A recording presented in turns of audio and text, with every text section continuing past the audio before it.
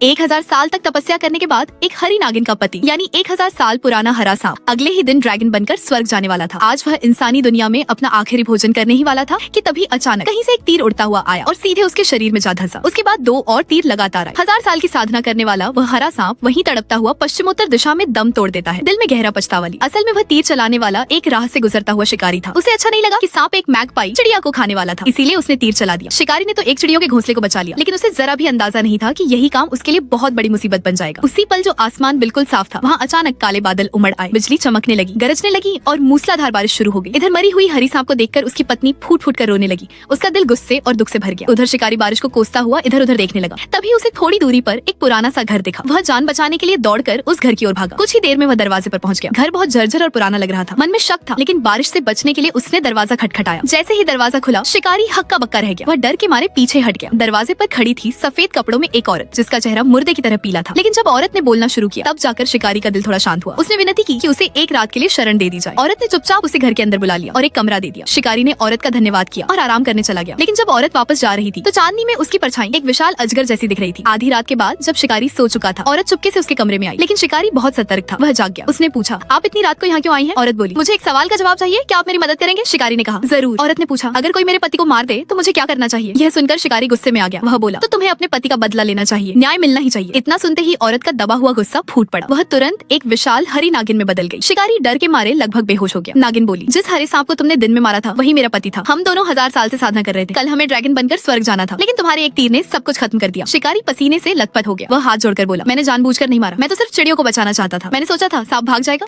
ये सुनकर नागिन थोड़ी नरम पड़ी। वह फिर से इंसानी रूप में आ गई। उसने कहा, मैं तुम्हें एक मौका देती हूँ। पहाड़ की चोटी पर एक पुराना मंदिर है। अगर सुबह होने से पहले वहाँ की घंटी बज गई तो मैं तुम्हें छोड़ दूंगी। शिकारी बोला, वह मंदिर तो सैकड़ों साल से वीरान पड़ा है, घंटी कैसे बजेगी? धीरे धीरे आसमान उजाला होने लगा, लेकिन घंटी की आवाज नहीं आई। नागिन फिर से शिकारी के कमरे में लौटी और एक भयानक विशाल सांप बन गई। वह शिकारी पर टूट पड़ी। तभी अचानक घंटी की आवाज गूंज उठी। नागिन चौंक गई। उसे यकीन नहीं हुआ, लेकिन उसने अपना वादा निभाया और शिकारी को छोड़ दिया। उसी पल औरत की आंखें चमक उठी। पूरा शरीर रोशनी से भर गया। घर से एक तेज प्रकाश सीधे आसमान की ओर गया। वह नागिन ड्रैगन बनकर स्वर्ग चली गई और इंसानी दुनिया से अपना सारा मोह त्याग दिया। शिकारी हैरान परेशान मंदिर की ओर गया। वहाँ उसने देखा जमीन पर ढेर सारी मरी हुई चिड़िया पड़ी थी। घंटी खून से सनी हुई थी। तभी उसे सच्चाई समझ आई। चिड़ियों ने शिकारी की जान बचाने के लिए अपनी जान दे दी थी। सब मिलकर घंटी से टकराई और घंटी बजा दी। शिकारी रो पड़ा। उसने चिड़ियों के लिए एक कब्र बनवाई और रोज उनकी पूजा करने लगा। उस दिन के बाद उसने शिकार छोड़ दिया और हर छोटे कमजोर जीव की कदर करने लगा।